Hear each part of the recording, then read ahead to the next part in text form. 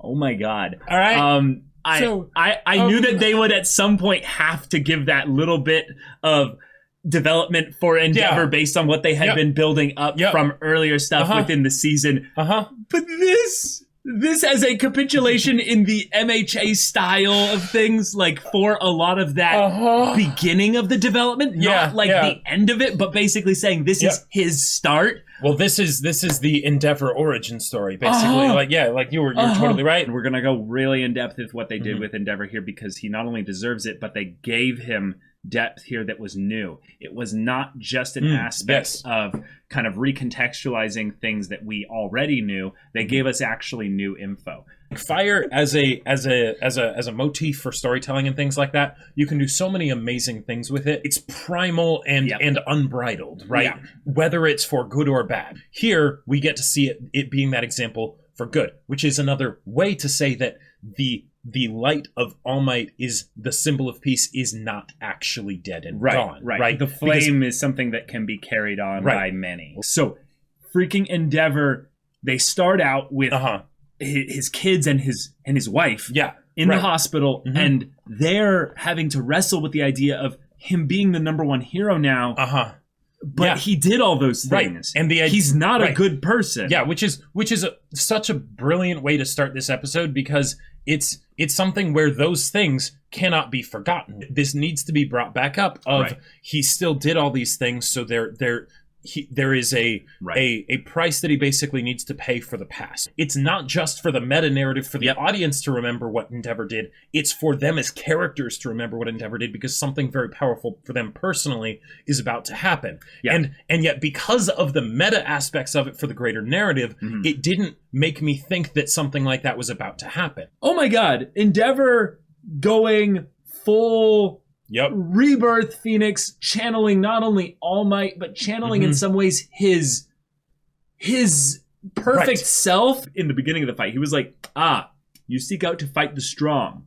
That's very villain-like of you. At the end, capitulating it with him actually saying, out loud. But it's only for him. Yeah, it's only for him. No one else. This Nomu is not going to remember anything. Exactly. When it came to actually saying those things, that was entirely an Endeavor moment. Even though the whole world was watching, he was alone. He related it to the past and the future. He said, you are me from the past, or me from an alternate future. Right. The idea that he's acknowledging that I could have ended up becoming this.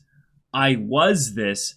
I am currently not this or going to be this. Yep. He won't be the pillar of strength in the same way as a symbol for that, but he can burn bright enough to where people can all see him, despite the fact that maybe a lot of people don't like to look upon him. Right. He is in some ways tarnish a little bit of some aspect of hero society. Well, in a lot of ways, he can end up being a better symbol than All Might. Possibly, yeah. Here's why. Right. He's a much more real symbol than All Might. All Might had the aspect of him, there was a lot of showmanship to it. The boisterous laugh. Right. So much so that Endeavor was the only person stupid enough and awkward enough to actually try to surpass All Might. And actually surpass, which is great to bring up. I loved the little scene that they had with Hawks being like, there wasn't a single person who was seriously trying to surpass him. You were the only one seriously trying to surpass him. Oh, really? Just how awkward can you get? There's a visual aspect here that is more symbolic. Endeavor's on the side there with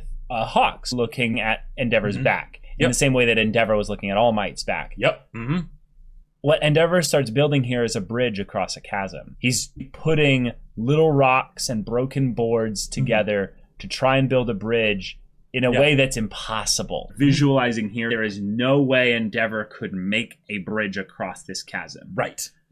But he was trying. And he was actually seriously, intently trying. This is, I think, the crux of the whole thing with the development for Endeavor. Endeavor is trying to build a bridge back to his family. It is impossible for him to do it. It is literally impossible. But he's going to keep trying no matter what.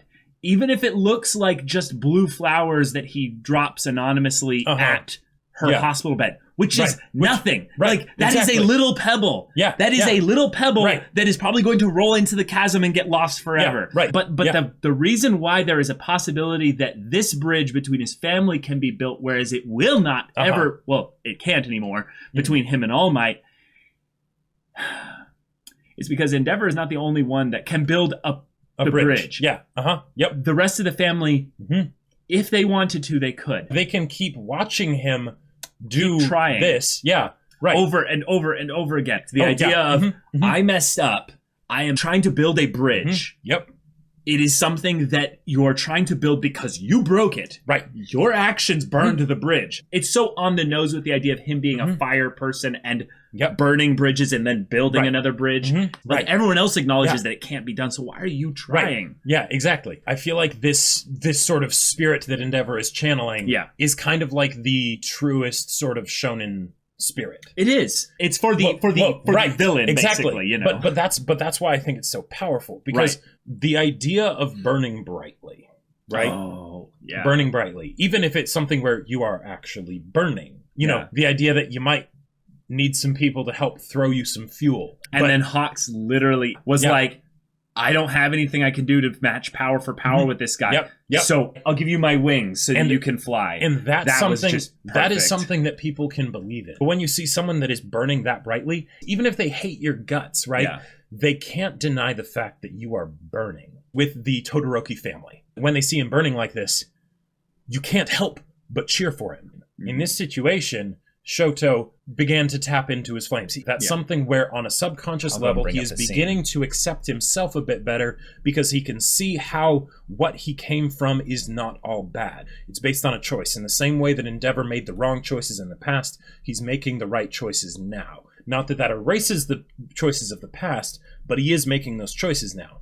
And he's saying, I'm watching. Right. So he's saying, I'm seeing you become the hero that I'm going to be proud of. Right. With the whole building the bridge thing, and what you said, which was so great about the idea that Endeavor's not the only one building the bridge, because of all the things in the past, you almost don't want Shoto to start building the bridge. Endeavor needs to make up for what he did. But by saying I'm watching, it's basically saying I'm letting you start to build the bridge. Yeah.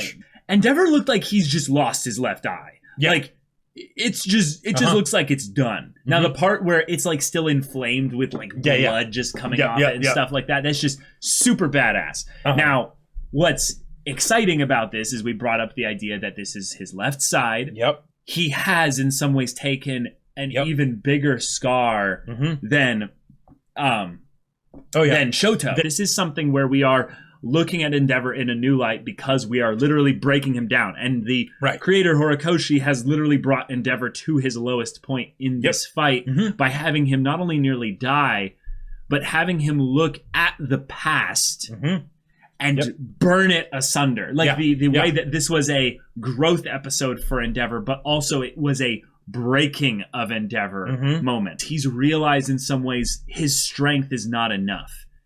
He might need to change his focus as to what it means to be a hero. The strongest man could be someone that Shoto is proud of, but it doesn't have to be. And there are kinds of strengths different than the ones that Endeavor has displayed up till now that Shoto would definitely be proud of, and that was the real demonstration here of him being the strongest hero. Literally like another sun in the sky. He is hunched over at work, dedicated, trying to build a bridge that he knows he can't build. Yeah. While everyone else is just relaxing in the fact that we've got All Might. He didn't just bask in the shadow of the symbol of peace and know that he could take it easy. Which, from another perspective, it's like, oh yeah, so if there was someone who could be the symbol of peace in this time, could it be anyone but Endeavor? He's a fiery guy, right? Yeah. So if he's got the self-control thing, he's got it down. Yeah. If he doesn't have it, he doesn't have it, right? Right. And everyone else kind of suffers because of that. Exactly. Like, not just him. Like, obviously you suffer if you don't have yourself under control. Right. But it's more so when you have a godlike hell flame fire cord. Exactly. And in a lot of cases, Endeavor probably thrives the best when he's under the most pressure. He both did well with All Might around because he was trying to surpass All Might. Right. But it was also something where he didn't do well in that his best was not brought out. Right. In this situation, where all the pressure's on him. All the focus is on him. This is time to perform. You know, you go out there and burn bright because everybody needs that, right? They need it right now more than ever. And Endeavor is literally embodying that aspect of it being not Deku's turn alone, but literally everyone's. That's the thing I think that Endeavor puts out here that's so good, is that he's not seeking forgiveness for the actions in which he did in the past.